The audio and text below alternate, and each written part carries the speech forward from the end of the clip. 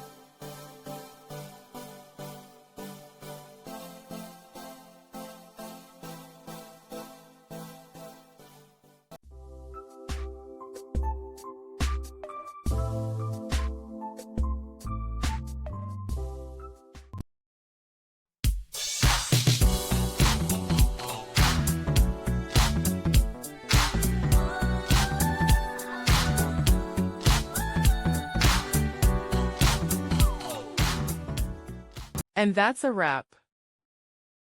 I hope you found the answer you were looking for. If you did, take a second to hit that subscribe button. It really helps out. And let me know in the comments which solution worked best for you. See you next time in the debug zone.